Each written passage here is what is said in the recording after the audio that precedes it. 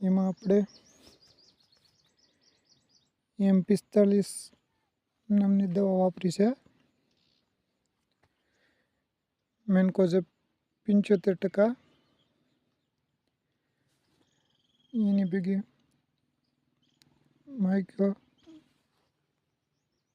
Micro ન્યુટ્રન્સ વાપરેલા છે, જેમાં બધા તત્વો આવી જાય છે: ઝીંક, ફેરસ, કેલ્શિયમ, મેગ્નેશિયમ.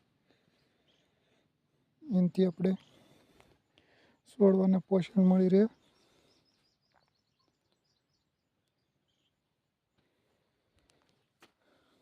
અને એની સાથે ઇથિયોન 50% વાપરેલ છે.